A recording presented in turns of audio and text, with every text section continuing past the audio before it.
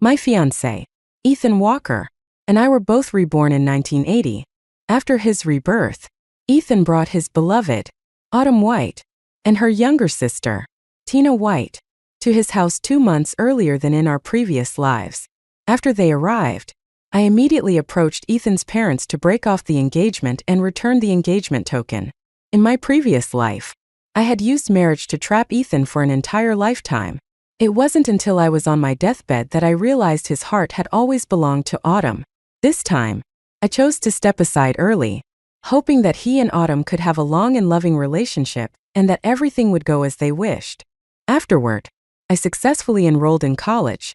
Just a few days after I left, Ethan, who had found out about my acceptance letter, came searching for me like a madman. Holding the letter in my hands, I was overwhelmed with tears of joy. In my past life, I deeply loved Ethan, my military officer husband. I had believed he loved me as deeply as I loved him, so I gave up my opportunity to attend college to marry him. I bore his children, cared for his parents, managed the household, and eventually grew old and worn. Illness consumed me, and only on my deathbed did I learn that Ethan had long been secretly involved with Autumn White, the younger sister of one of his comrades.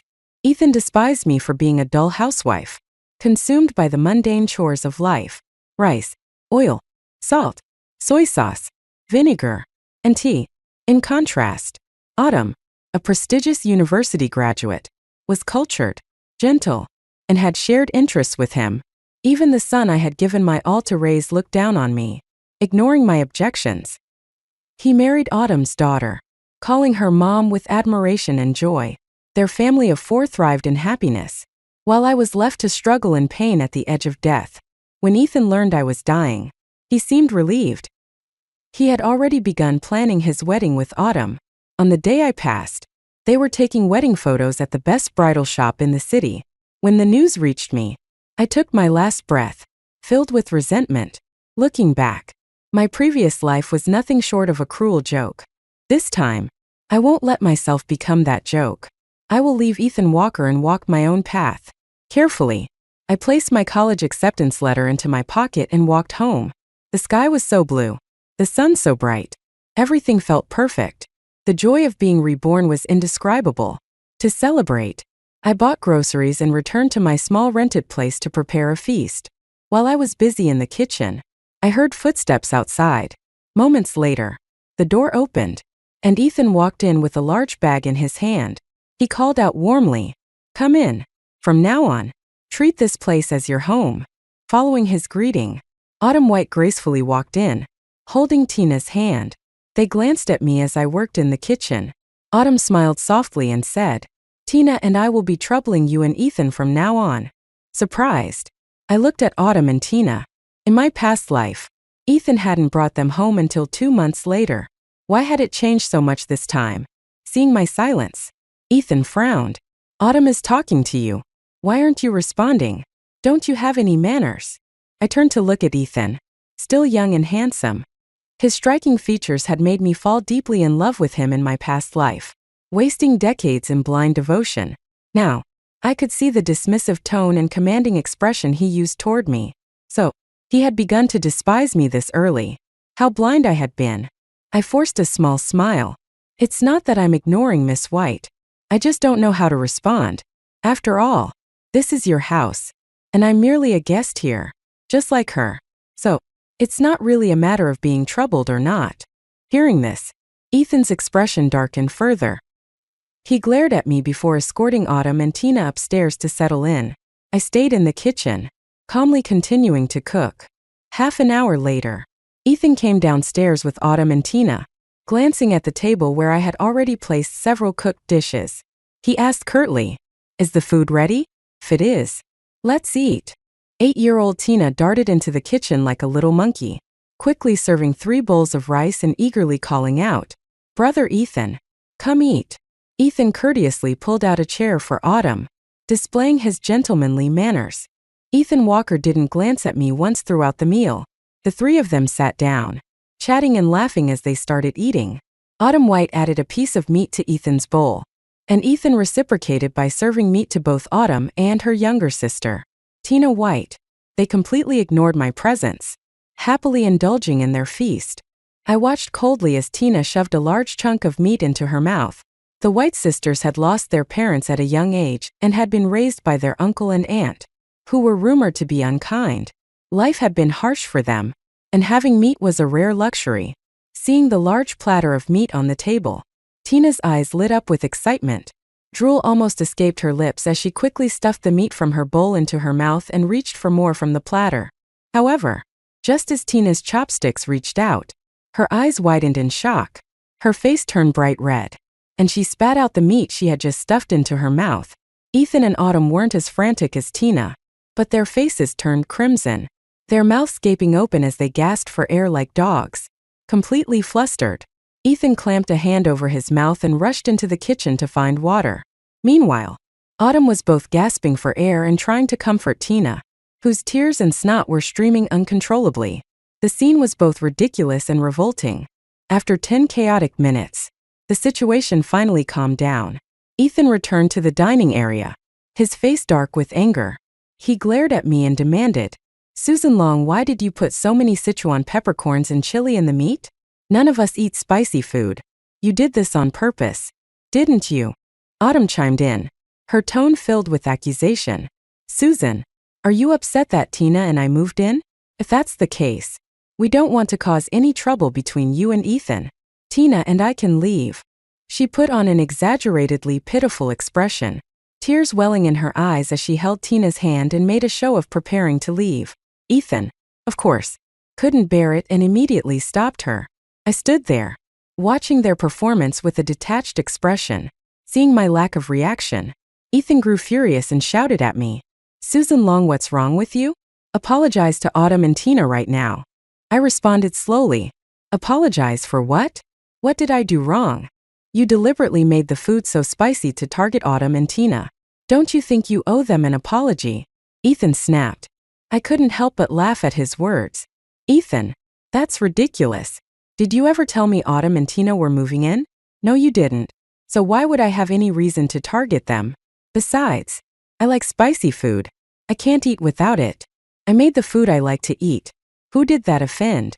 If you can't eat spicy food, is that somehow my fault? You all have hands and feet. If you don't like what I cook, you're perfectly capable of making your own meals. That's just common sense, isn't it?" Ethan was momentarily speechless. He hadn't discussed bringing the White sisters to live here with me. He simply assumed I would naturally take on the role of a servant for them. But I was no longer the Susan Long from my past life, who lived only to please Ethan Walker. What he liked or didn't like was no longer my concern.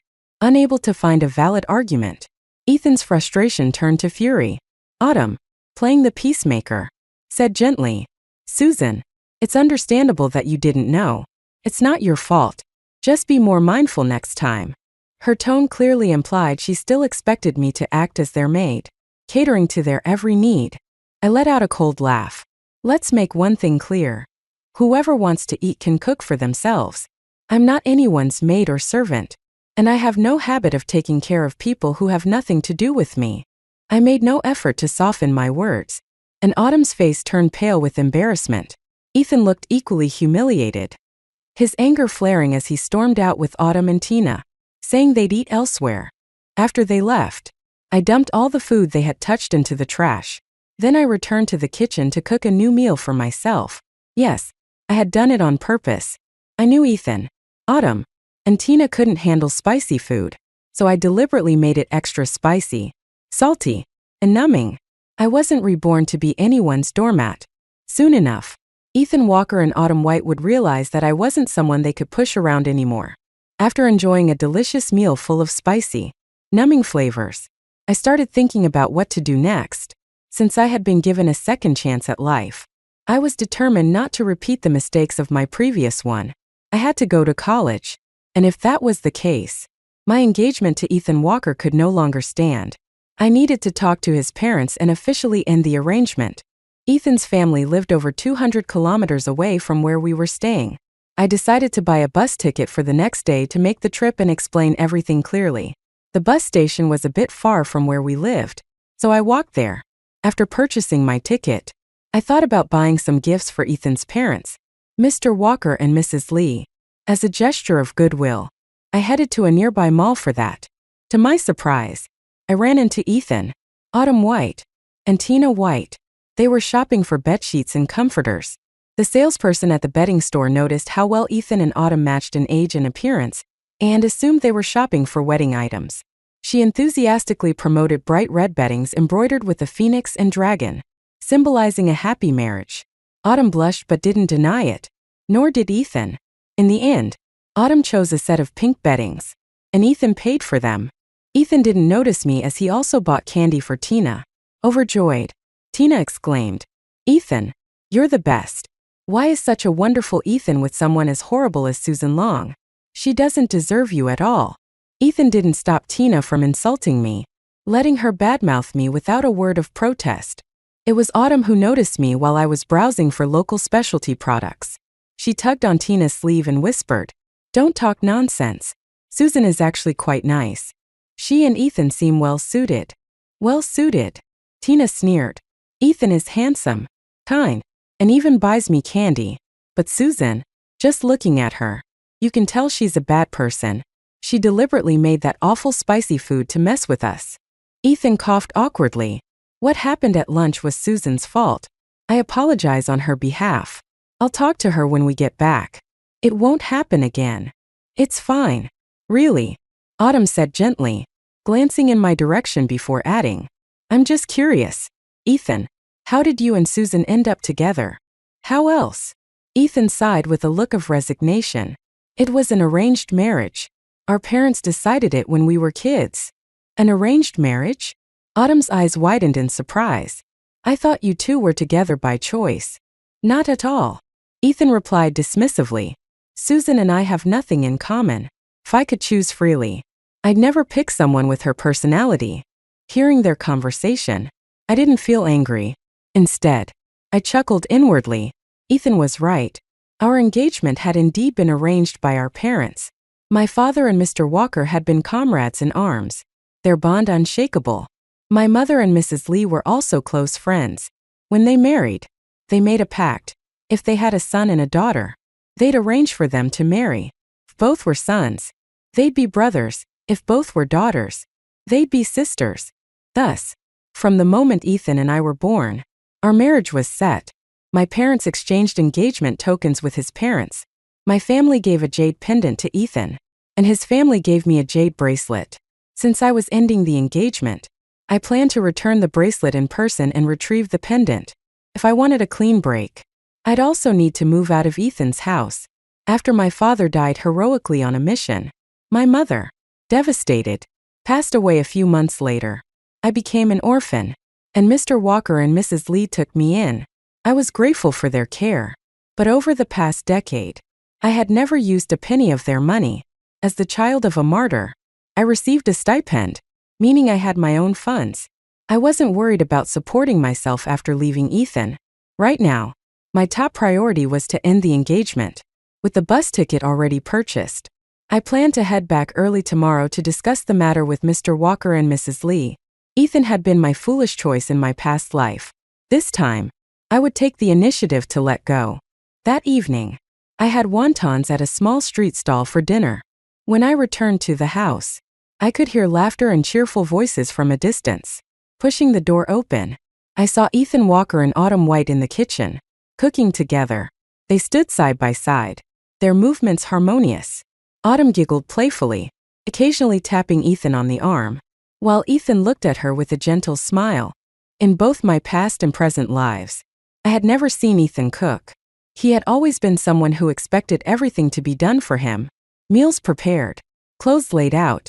Even when I was unwell or suffering from stomach pain, he never once offered to cook for me. It was so obvious now. Love and indifference couldn't be more different. Hearing the sound of the door closing, both of them turned to look at me.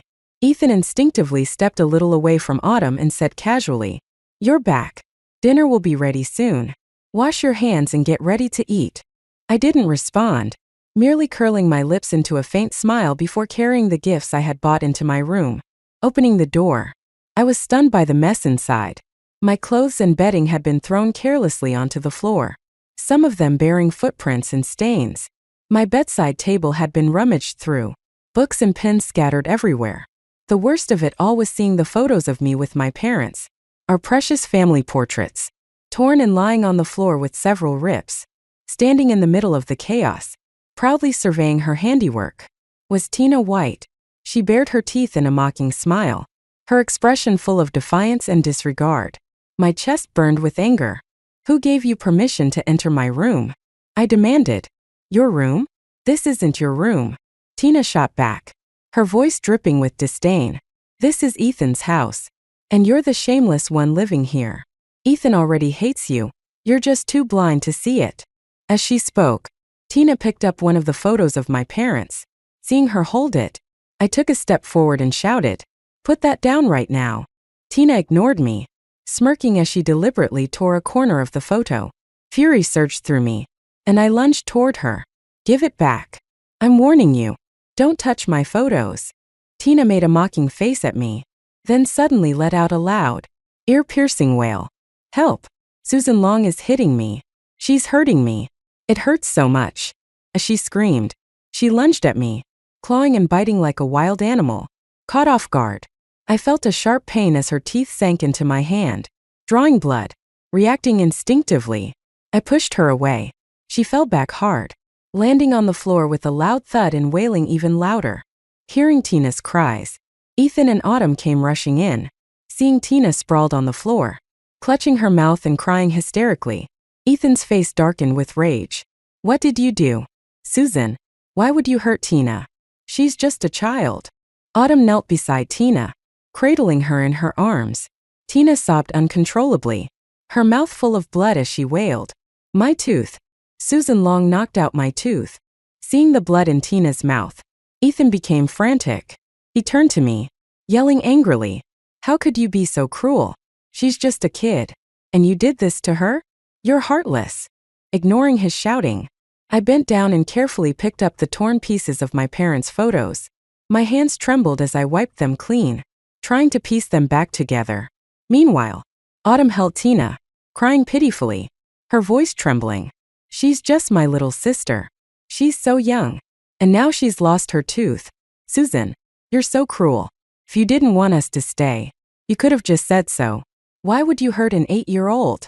Ethan, torn between comforting Autumn and glaring at me, shook his head in disappointment. "Susan Long, I never thought you could be this kind of person. You've really let me down. I'm telling you, you need to apologize to Tina and beg for her forgiveness. Otherwise..." "Otherwise what?" I interrupted, raising my bloodied hand in front of Ethan's face. "Are you blind, Ethan? Or just willfully ignoring the truth? Did you not see what my room looks like? Look at the mess she made. Look at what she did to my things. Look at this." Ethan faltered as his eyes fell on my hand, which was still dripping with blood. His anger wavered, and he suddenly found himself at a loss for words. "Tina's just a child.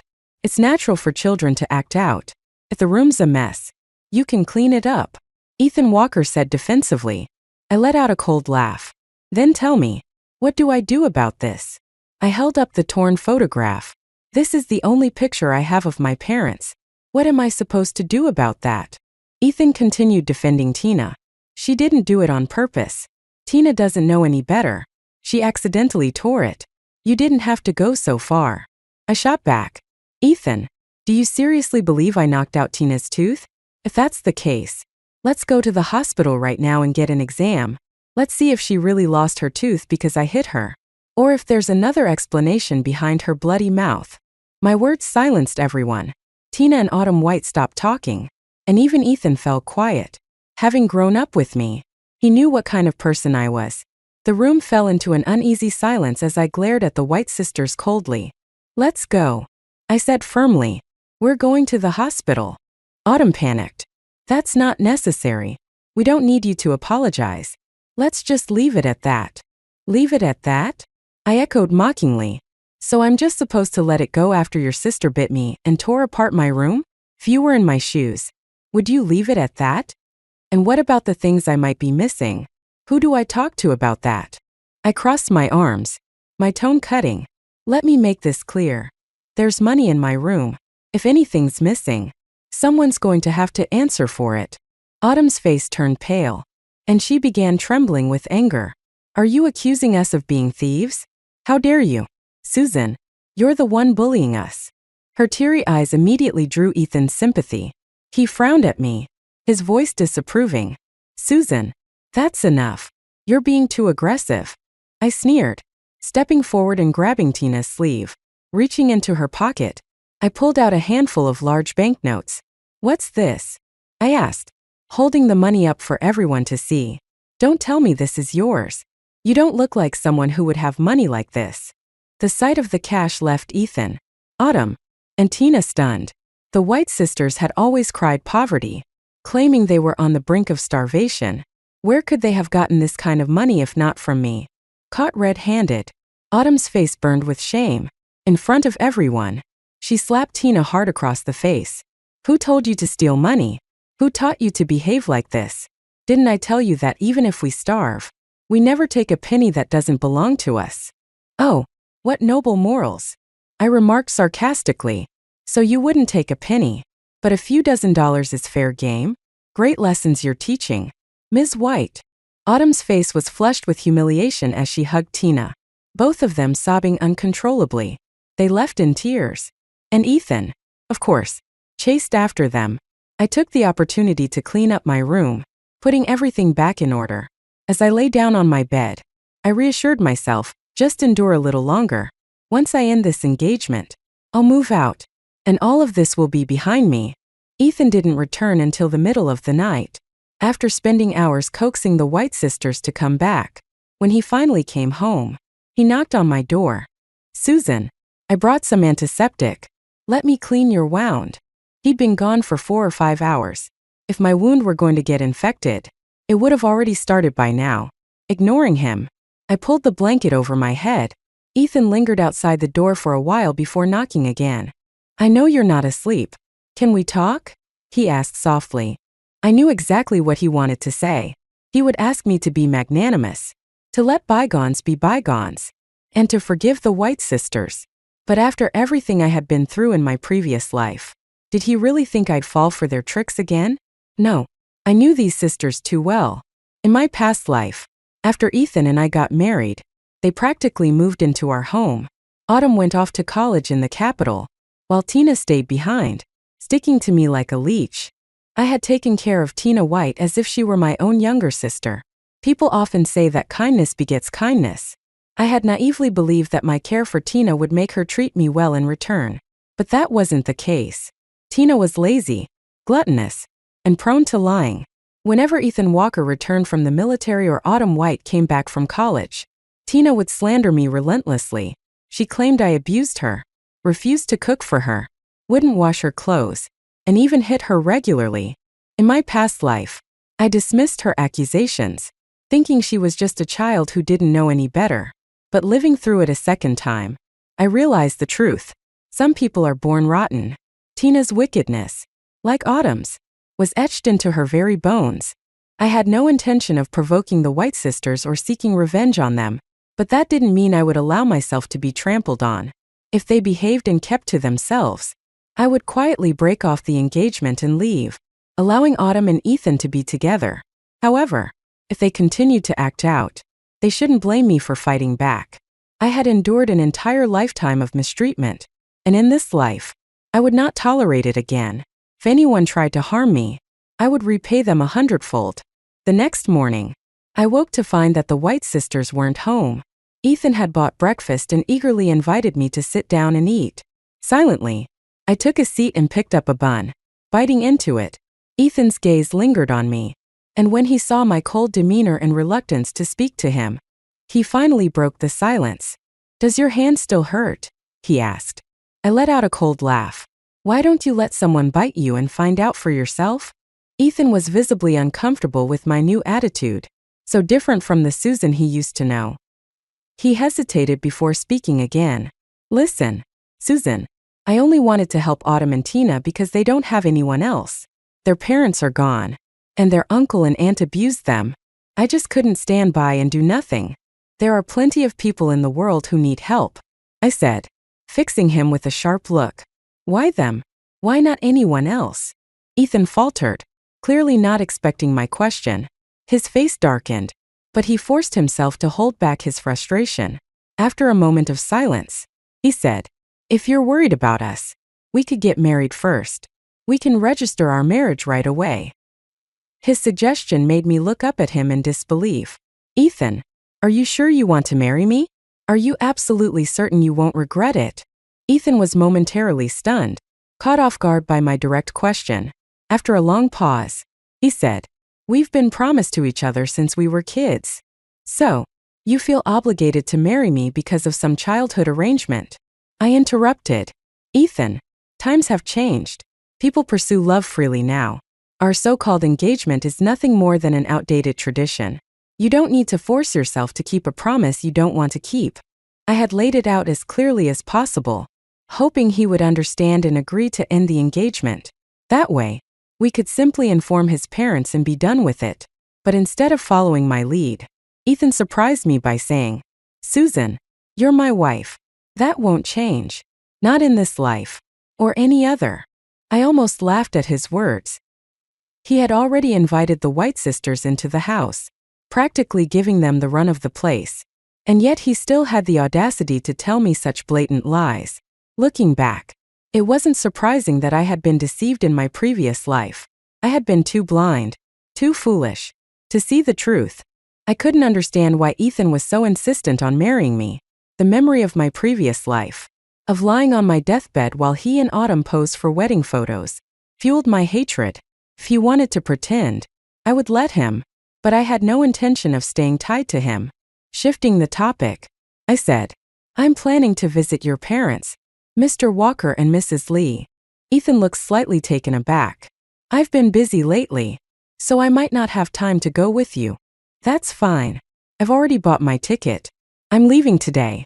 Ethan stared at me, visibly surprised. After a long pause, he said, "I'll drive you to the station." In the end, Ethan didn't take me to the station. He was called away by Autumn, who was crying and begging for his attention. I headed to the bus station without much emotion. A few hours later, I found myself sitting in the living room of Ethan Walker's parents' home, carrying the gifts I had bought for them.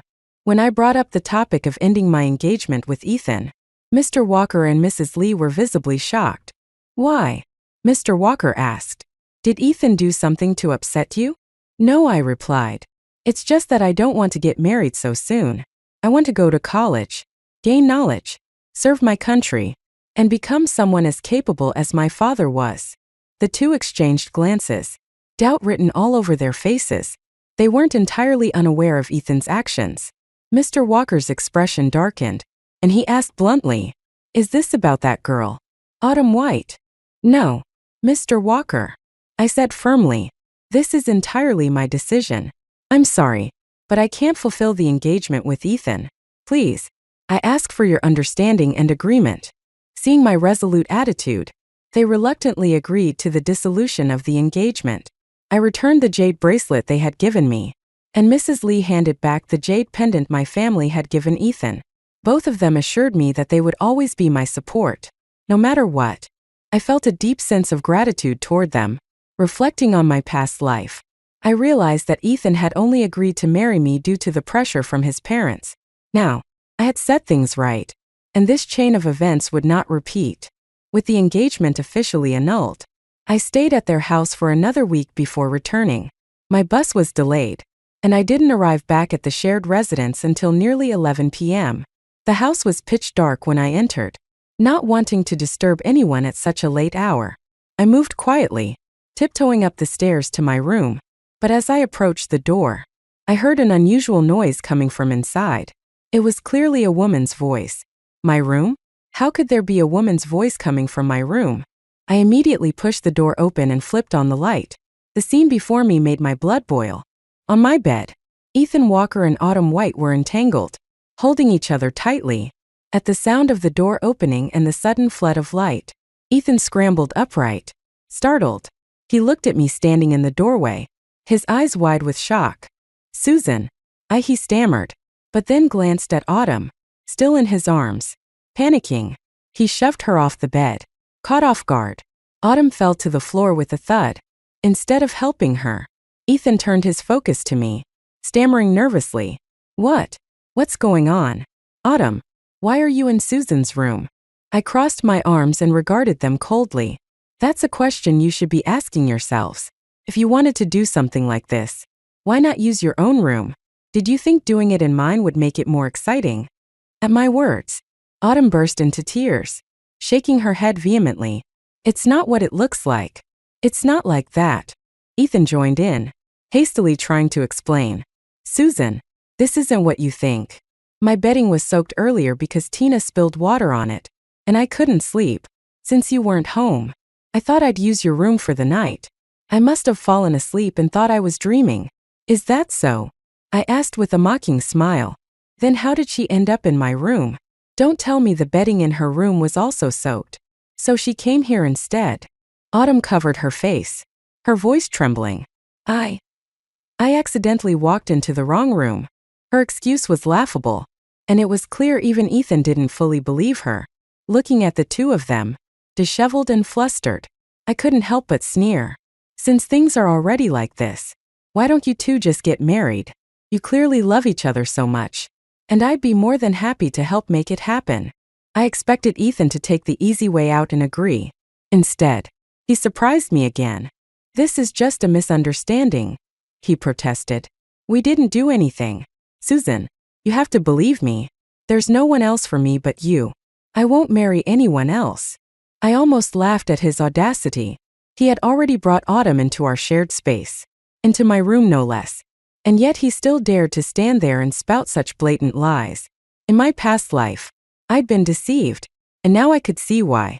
I had been far too naive, too blind to recognize the truth. If he wanted to continue his charade, so be it, but I wasn't going to waste another moment on him. You are my one and only wife, Ethan Walker declared firmly.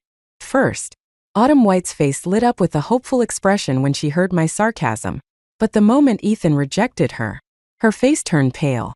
You can't insult me like this, she shouted. I just walked into the wrong room. That's all.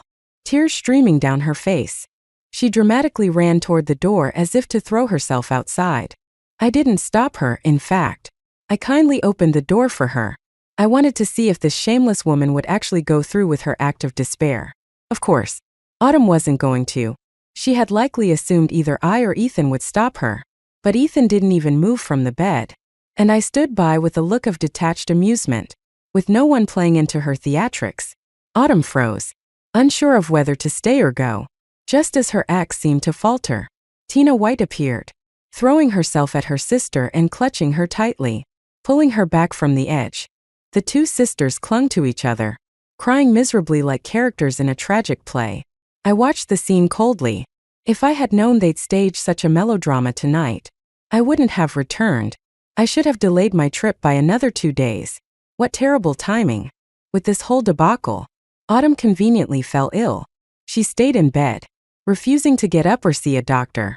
She simply lay there, feigning weakness. I had no idea what her endgame was, and frankly, I didn't care. It had nothing to do with me.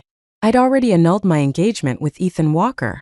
Staying in the same house as him was no longer appropriate, so I decided to pack my things and leave. As I gathered my belongings, I overheard Tina crying downstairs, speaking to Ethan. Ethan, my sister refuses to eat. She says she'd rather die. What are we going to do? She's all I have left. If something happens to her, I won't be able to go on either. Ethan, naturally worried about his beloved Autumn, followed Tina to her room to comfort her. Through the walls, I could hear Autumn's hoarse cries. How am I supposed to live? I can't go on like this. Just let me die. Ethan's soothing words didn't calm her. Instead, she escalated her theatrics, once again threatening to end her life. As I continued packing, I kept an ear out for the drama. I wasn't sure what Ethan said to her, but eventually, the noise subsided. I figured he must have promised to marry her. Now that her wish was granted, she no longer had any reason to pretend. I was still packing when Ethan knocked on my door. I opened it just slightly, looking at him with a cold expression. What is it? I asked. Susan, we need to talk, he said. About what? I asked sarcastically. crossing my arms as I leaned against the doorframe. Ethan met my gaze but quickly looked away. Embarrassed. Susan, please don't look at me like that. Nothing happened between Autumn and me. Nothing happened? You two were lying in bed together, Ethan, and you're telling me nothing happened? We didn't go all the way, he protested. Susan, it was a mistake. Last night was just an accident. Thank goodness you came back when you did. I let out a bitter laugh. Oh, so now it's my fault? I interrupted your plans. My mistake entirely. Susan, don't say that. It's not what you think. Autumn and I. Not what I think. I cut him off. You were lying in my bed, with the lights off, and your clothes half off. What were you doing? Having a philosophical discussion about the future. Ethan's face flushed red as he stammered. I told you. I thought it was you. I was dreaming, and I let myself go because I thought. Enough. I interrupted. Disgusted. Don't make me sick. Ethan. His face twisted as if he'd been deeply insulted. I swear to you, I'm telling the truth. If I'm lying, may lightning strike me where I stand. I rolled my eyes at his dramatic oath. Lightning?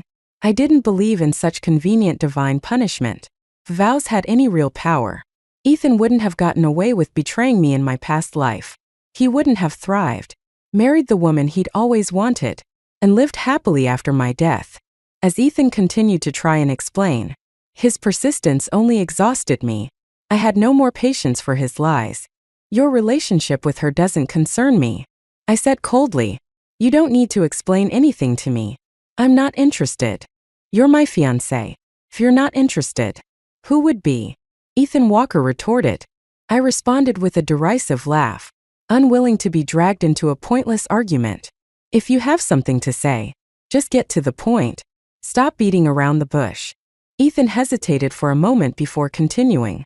Autumn feels deeply ashamed about what happened last night. She's overcome with guilt and keeps saying she wants to die. I stared at him blankly and asked, Is she dead yet? Ethan was visibly stunned, his expression one of disbelief. It took him a moment to stammer out. Susan, how can you be so cold-blooded? Cold-blooded? I echoed. People who genuinely want to die don't announce it to everyone. Only those putting on a show pull stunts like that. My words left Ethan speechless. He stared at me, searching my face as though he didn't recognize me anymore. Susan, you seem like a completely different person. Is that so? Or perhaps it's you who has changed. I countered. I haven't. I've always been the same with you. Ethan insisted. I let out another laugh, one devoid of warmth. His words were absurd. Gone was the worshipful, infatuated woman I once was. Now, my face showed only impatience. Realizing that further arguing was pointless, Ethan moved on to his true agenda. Autumn is overwhelmed with shame and says she doesn't have the face to stay here any longer. She wants to leave. But where could she go? She's just a young woman with her little sister. I felt bad for her, so I thought of a compromise. I remained silent, merely staring at him, waiting. Seeing that I didn't interrupt, Ethan hesitated briefly before continuing. We're about to get married soon. Once we're married, you won't need to attend college. So, why not let Autumn take your spot? She could really use the opportunity. I burst into laughter, the sound sharp and biting. Is this your idea? Or did Autumn suggest it? It's mine, he said firmly. I see, I replied, my tone turning icy. And why should I agree to that? What gives you the right to make decisions for me? Who do you think you are? We're engaged, aren't we? Your business is my business, he argued. Let me stop you right there. I interrupted. We aren't married yet. Even if we were, my life is still none of your business. You're the one who made a mistake. Why should I have to pay for it? For all I know, this so-called compromise could be something you and Autumn schemed up to manipulate me. Ethan's face turned red with anger. How can you say that about me? I'm your fiancé. Not for long, I replied curtly. Once the engagement is broken, you won't be my fiancé anymore. Ethan froze, clearly shocked. What do you mean? Are you saying you want to break off our engagement? Why? Why? I repeated, my voice laced with sarcasm. You brought another woman into our home, cared for her like she was your responsibility, and even ended up in bed with her. If you two are so in love, why not just be together? I'll step aside and let you have her. Ethan vehemently denied any romantic involvement with Autumn. You're spouting nonsense. It's not what you think. I've told you before. My wife will only ever be you. There will never be anyone else. I stared at him like he was a clown putting on a pathetic performance. His face flushed red with frustration, and he practically shouted, Susan, you've always listened to me before. Whatever I said, you do. Why can't you consider my feelings this time? I scoffed at his shamelessness. He had known how deeply I loved him, yet he had still hurt me so cruelly in the past. How could he be so despicable, so utterly without shame? In my previous life, I had been foolish to the point of no return. Now, I had no intention of being that foolish again. I didn't want to hear Ethan Walker continue his nonsense. If you're asking me to give my college spot to Autumn White, forget it. I said firmly. Tell her to give up that ridiculous idea. If she wants to attend college, let her earn it herself. Hoping to steal someone else's place? Shameless. I deliberately raised my voice as I said this, knowing full well that Autumn and Tina White were likely eavesdropping from the next room. The audacity of these two. They made mistakes and expected me to compensate for them? And now they were eyeing my hard-earned college spot? Where did they get the nerve? I shoved Ethan out of my room and went back to packing my belongings. As I organized my things, a chilling thought struck me. Ethan and Autumn seemed far too comfortable suggesting she'd take my place in college, as if they'd done this before. Could it be that, in my past life, Autumn had secretly replaced me in college after I married Ethan? Why else would they come up with such an idea so readily? Could Ethan have been complicit in this all along? Had they been scheming to take my spot from the very beginning? The thought sent shivers down my spine. If that were true, my previous life was even more pitiful than I had imagined. I needed to leave immediately. I grabbed my packed bags, determined to walk out and never look back. But Ethan blocked the doorway. He stood there, arms spread wide, refusing to let me leave. Susan, where are you going? He demanded. I'm moving out. I replied curtly. I won't allow it. Ethan said, his voice firm. You're not leaving. This isn't your decision to make. I shot back. I am leaving. Susan, is this because of Autumn? I told you, there's nothing between us. I know you've been hurt, but I'll make things right. I'll have Autumn move out, and I'll cut ties with her completely. Ethan promised. His words stunned me. Was he truly so desperate to keep me here just to secure my college spot for Autumn? What was his endgame? I couldn't figure him out. When I insisted on leaving, Ethan's tone grew sharp. You're my fiancé. Everyone knows that. If you move out, no one will dare take you in. This would be seen as breaking a military marriage, and you could go to jail. Do you understand that? Ethan was right. He was a major, and our engagement was public knowledge. If I left and this escalated into a scandal, I'd be the one bearing the brunt of the consequences. No one would risk taking me in. Swallowing my anger, I returned to my room, biding my time. It wasn't worth the risk. I just needed to endure this for a little longer. 10 more days, and I'd leave for college. Once I was gone, I would never return. But the thought of staying left me uneasy. A terrible suspicion crept into my mind. If Ethan and Autumn had their sights set on my college spot, they wouldn't stop scheming. Was that why Ethan was so adamant about keeping me here? I couldn't let my guard down. I needed to be cautious and prepared. While I steeled myself, Ethan was sent on a mission, leaving the house. Without him around, Autumn came to me directly. She no longer pretended to be innocent or meek. Instead, she approached me with blunt determination. Susan Long, let's not beat around the bush. Autumn said as soon as she stepped into my room. You know that Ethan almost ruined me that night. If you don't want your fiancé to end up in jail, you'd better give up your college spot. I smirked, unbothered by her threats. You're speaking too softly. Say it louder. Let everyone hear. I'm not joking, she said, her tone serious. You know how big of a scandal this could be. If I go to the police, Ethan will be arrested for attempted rape. His career, his entire life, will be over. You love him so much, don't you? Would you really stand by and watch him go to jail? Then go ahead and report it to the police. I said with a faint smirk.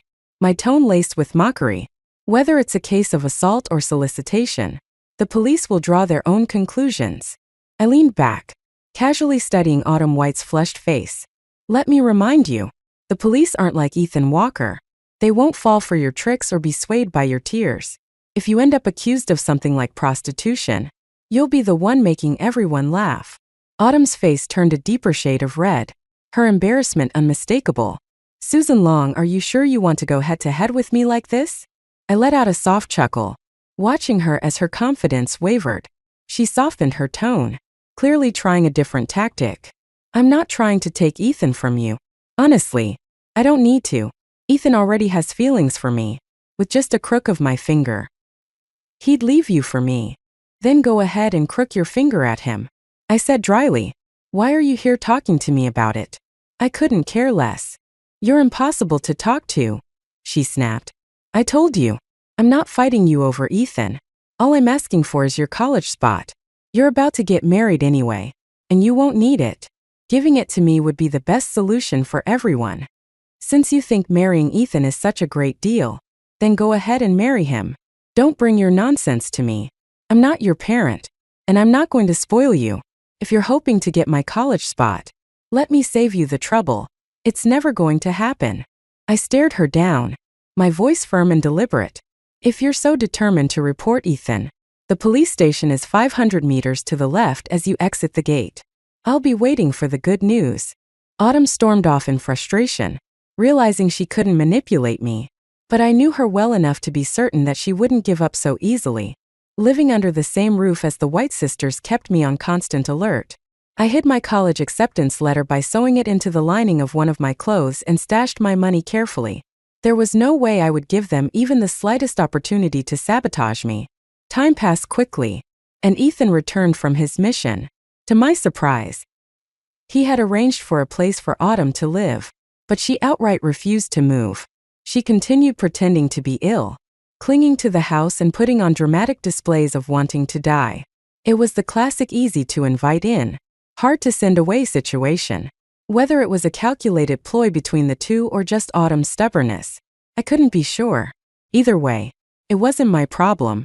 I was counting down the days until I could leave. Every day, Ethan spent time with Autumn, holding hushed conversations behind closed doors. Whenever he emerged, his face was seasoned with frustration, clearly under pressure. It didn't take much to guess that their biggest concern was still my college spot. I remained calm and unbothered, which seemed to convince Ethan that I had given up on leaving. His attitude toward me shifted dramatically.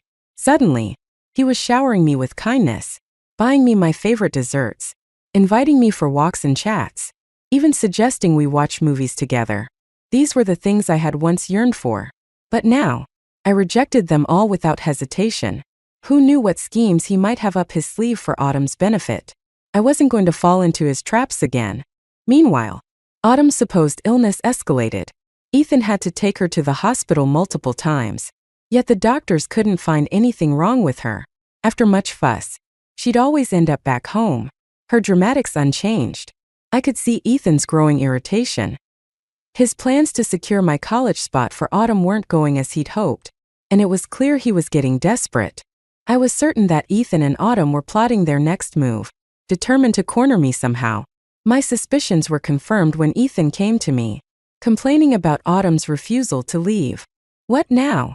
Ethan Walker asked, his voice tinged with frustration. Obviously, nothing to do with me, I replied, shrugging indifferently.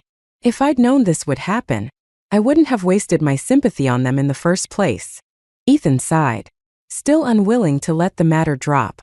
Susan, why don't you just give Autumn your college spot? If you do that, she'll probably move out. As expected, they were still fixated on my college opportunity. At this point, I couldn't outright refuse anymore. Continuing to deny them might escalate things further, and I didn't have the energy to keep dealing with their schemes. I needed to stay calm and keep my focus on leaving. Let me think about it, I said, feigning hesitation. The moment I relented, Ethan's expression softened. He grabbed my hand and, with a heartfelt tone, promised, Susan, I'll take good care of you. You can trust me. I'll be good to you for the rest of my life.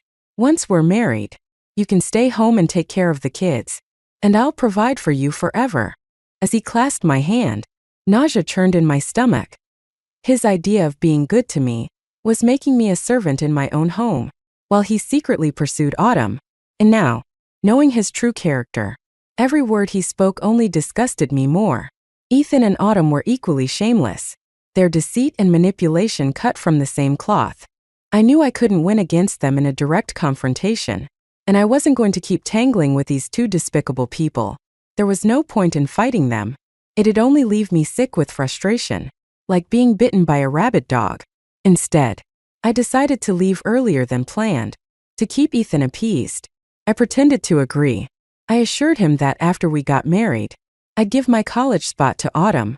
He seemed to believe this was my way of forcing him into marriage. And in his eagerness to settle everything, he even offered to move the wedding date up. I watched his busy preparations with cold detachment. I knew there would be no wedding. In my previous life, Ethan had delayed our marriage due to an urgent mission assignment, and I expected the same thing to happen this time. 2 days passed, and just as I anticipated, Ethan was called away on another mission. Before leaving, he pulled me aside for one last conversation. "Susan, you're the one I care about," he said, trying to sound sincere. "I've already submitted the paperwork for our marriage application." To prove his point, he even showed me the application. "Don't cause any trouble while I'm gone. Just wait at home for me to return, and we'll get married." Feigning excitement, I agreed. "Of course, Ethan, I'll submit the application for you. Don't worry. Just focus on your mission." Relieved, Ethan handed me the paperwork, clearly thinking he'd reassured me. The moment he left, I tore the application into pieces and tossed it into a filthy storm drain. After Ethan departed, I wasted no time heading to the train station to buy my ticket. When I returned, Autumn greeted me with a cold smile.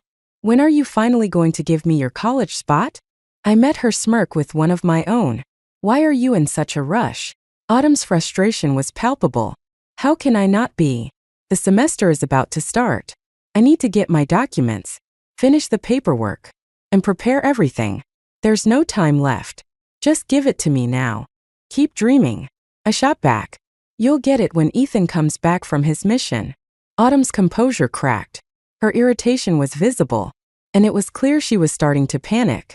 That night, my stomach began to hurt, so I got up to use the restroom. On my way back, I noticed the light in the White sisters' room was still on. Curious, I paused outside their door. It was so late, yet they were still awake. What were they plotting? As the saying goes, be wary of others' intentions. While I had no desire to harm anyone, I couldn't let my guard down either.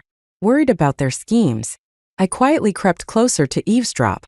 To my shock, I overheard something that left me stunned. Autumn White was angrily scolding Tina White. "Didn't you say she'd willingly give up her college spot for me? Why hasn't anything gone according to your plan?" "How would I know?" Tina retorted, exasperated. "In the last life, she gave up college on her own just so she could marry Ethan Walker. He didn't even need to lift a finger. And the spot was handed over to you. But this time, she's completely unyielding. It's unbelievable." My heart skipped a beat. Tina was also reborn? After a brief silence, Autumn spoke, her voice cautious. "Have you noticed how much Susan Long has changed?" Tina replied, "Of course I have. In the last life, she was like a servant, dutiful, flattering, and constantly trying to please us. She took care of everything for us and followed Ethan's every word. But this time, she's indifferent to us and even cold toward Ethan." Autumn's voice suddenly rose in pitch. "Could it be? Could she also have been reborn? Is that possible?" Tina asked skeptically. "It has to be," Autumn said with conviction. "There's no other way to explain Susan's change." "Then what do we do now?" Tina asked, her tone laced with anxiety. "If Susan remembers what happened in the last life, she'll never let us get away with it.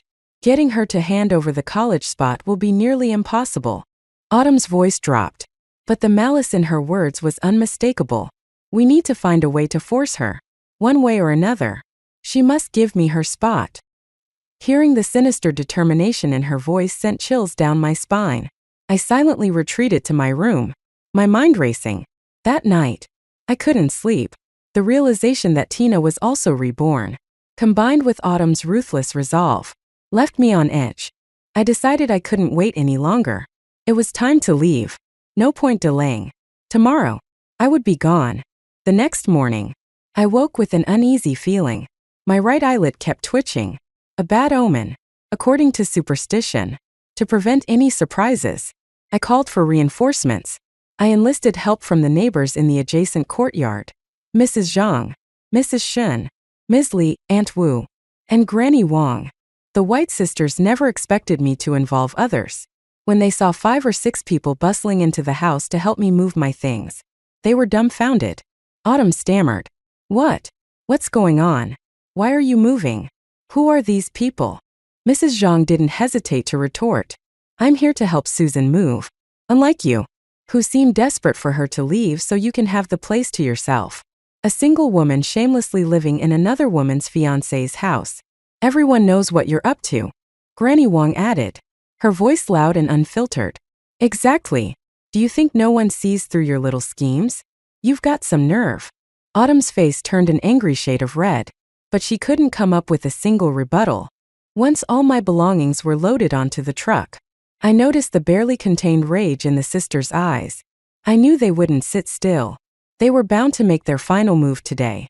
With everything packed, I boarded the truck, ready to leave. Just as the vehicle started, I heard Tina's voice shouting from upstairs. Susan, you left something behind. It's your parents' photo. I found it under the bed. My heart clenched. I held my parents' belongings dear, and the White sisters knew this. They had deliberately targeted my weakness, knowing I wouldn't leave without the photos. Of course, I would have to go upstairs to retrieve them. I knew that going upstairs would lead to nothing short of chaos. If they were this eager, then I might as well give them what they wanted and play along. All right, I'll come up and get it, called out. Stairs. Both Autumn and Tina White's faces were filled with tension.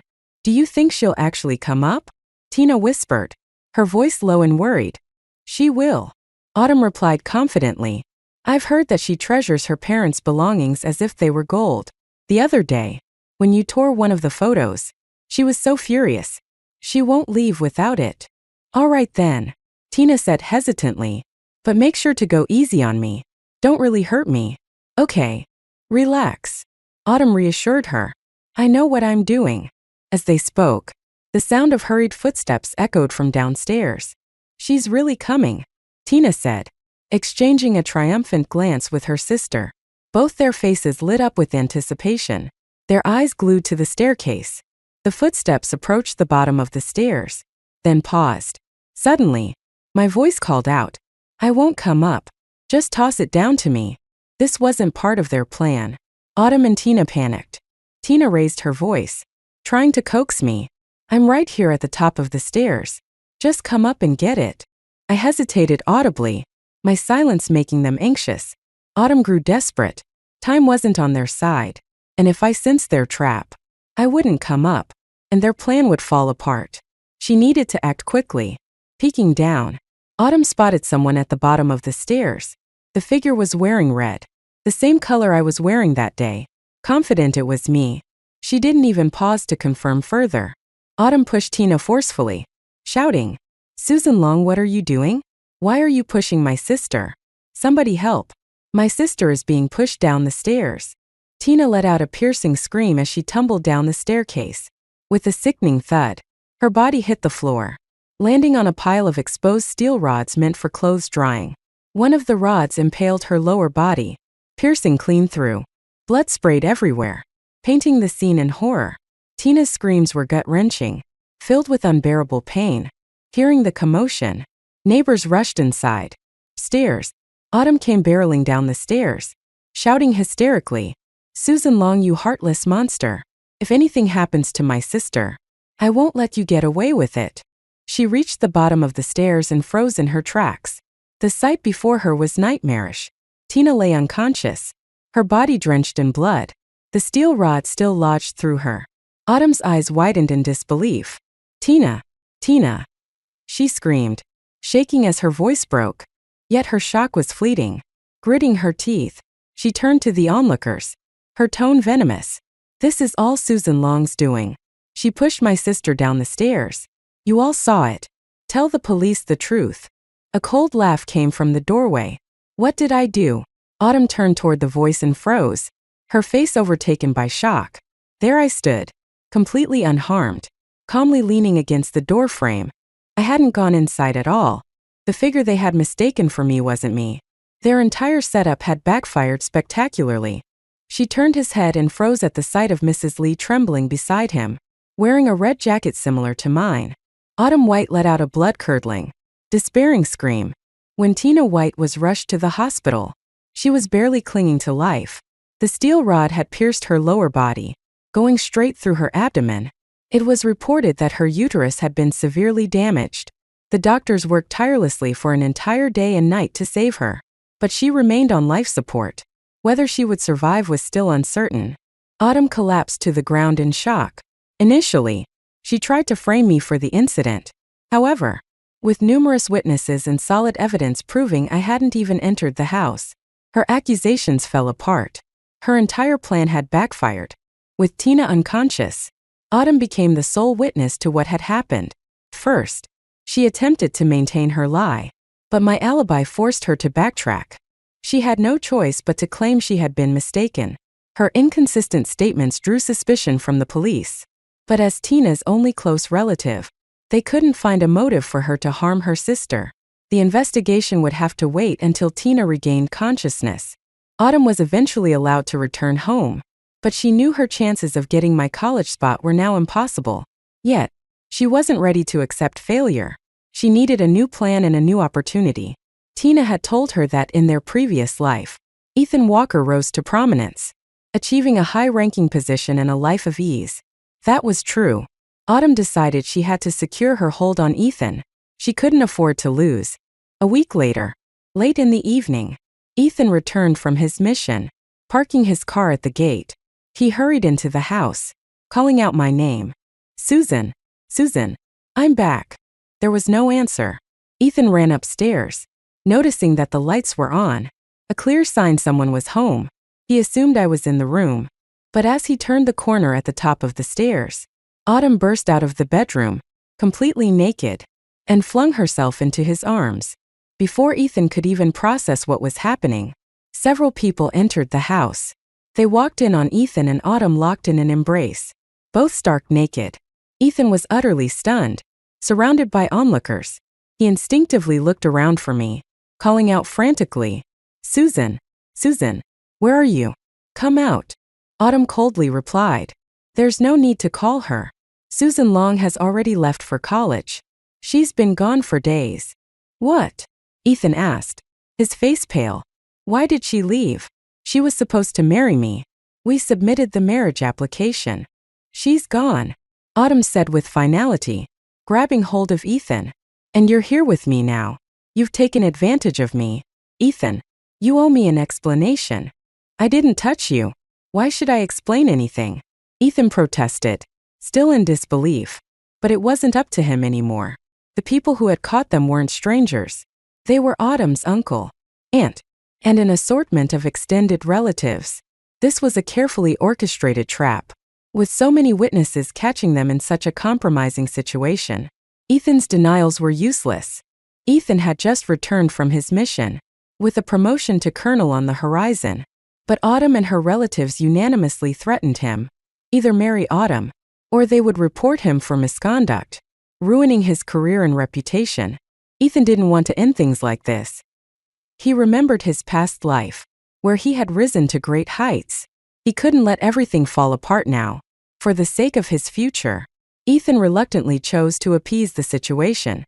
He agreed to marry Autumn, knowing he had no other option. Their wedding was hastily arranged, and the next day they filed the necessary paperwork, officially becoming husband and wife. But in Ethan's heart, resentment festered. This wasn't the future he had envisioned for himself. Ethan Walker had never planned to marry Autumn White. In his past life, his wife had always been me, Susan Long. How had things changed so drastically this time around? He couldn't understand it. Helping Autumn and her sister had never been about romance. It was purely a debt of gratitude. Autumn's older brother had once saved Ethan's life. in Ethan's previous life. He believed Autumn's account of her brother's death, and how she and Tina had been mistreated by their relatives. Living in misery, driven by guilt and obligation, Ethan had tried to save the White sisters from their dire circumstances. In his memory, everything had gone smoothly in his past life. I, deeply in love with him, willingly gave up my college opportunity to marry him. Ethan had turned around and handed my spot to Autumn. She graduated from college and became his secretary at the military base, providing meticulous care for him. Their harmonious relationship had been a given. When he was reborn, Ethan's first thought had been to rescue Autumn earlier so she could lead a better life. He had assumed everything would unfold as it had before, but to his shock, nothing was going as expected. I had left him. Autumn, once seemingly gentle and considerate, now revealed a manipulative and greedy nature that repulsed him. While Ethan grappled with his failed plans, I was already far away, starting a new chapter of my life in the capital city. I took my household registration records with me, severing any remaining ties to Ethan's world. Though Ethan's parents, Uncle Walker and Aunt Lisa, expressed their continued support, I knew I could only rely on myself. During my time at university, I never contacted Uncle Walker or Aunt Lisa, nor did I respond to the letters they sent. Those 4 years passed quickly as I immersed myself in the world of knowledge, exploring fields I had never touched in my previous life. After graduation, I applied for work in a remote, challenging region, dedicating myself to serving my country. 10 years flew by. Hard work paid off, and I returned with honors and a sense of accomplishment. After the recognition ceremony, I ran into Uncle Walker. It had been a decade since I'd last seen him, and he had aged significantly, now retired. He had attended the ceremony as a guest of honor. Uncle Walker held my hand tightly, his voice filled with pride. "Susan, I never imagined you'd achieve so much. I'm so proud of you." I was genuinely glad to see him and inquired about Aunt Lisa's health. His expression darkened as he sighed heavily. "Lisa is paralyzed." "How did that happen?" I asked, shocked. "It's a long story," he said, his voice heavy with regret. As Uncle Walker recounted the events, he inevitably mentioned Ethan. "It's all because of that foolish boy, Ethan. He brought ruin into our home when he decided to help that white woman." From his account, I learned things I had never bothered to uncover. I had always assumed that Ethan and Autumn's marriage had led to the same success they enjoyed in the previous life, but the reality was far different. Ethan and Autumn did marry, dragging along a half-paralyzed Tina White. Tina, with her temperamental and volatile personality, frequently threw tantrums and broke things at home. Both Uncle Walker and Aunt Lisa disapproved of the marriage, but there was little they could do. Autumn held a secret over Ethan's head, using it to manipulate him at every turn. Ethan, weighed down by the constant threats and pressure, lost his edge. His performance at work faltered, leading to a significant mistake that resulted in a formal reprimand from the military. His once promising career came to a halt, and he was demoted from his colonel position. Seeing no path forward, he left the military and transitioned to civilian life, but his career prospects were bleak. Ethan's frustration turned to frequent arguments with Autumn, and Aunt Lisa, already unhappy with Autumn, decided to mediate. But what she overheard shocked her. An argument between Autumn and Tina, where Tina accused Autumn of pushing her down the stairs, causing her permanent paralysis. Enraged by the truth, Aunt Lisa attempted to report Autumn to the authorities, but Autumn, fearing exposure, pushed Aunt Lisa down the stairs, leaving her severely injured. Believing she had killed Aunt Lisa, Autumn thought she was in the clear. But Aunt Lisa survived, though barely, and Autumn's crimes were eventually exposed. The police arrested Autumn, and she was sentenced to 10 years in prison. Meanwhile, Ethan spiraled further into despair, consumed by guilt and self-recrimination. Listening to Uncle Walker's account, I felt a deep sense of pity for Aunt Lisa. In my previous life, she had lived a happy, carefree existence, and it was heartbreaking to see her reduced to this state. As for Ethan, I felt nothing but indifference. Everything he suffered was the result of his own choices. As the saying goes, evil begets evil, and good reaps good. Ethan's fall from grace and Autumn's punishment were proof that one's actions eventually catch up to them. It's always better to live with integrity, because no matter how long it takes, justice will find its way.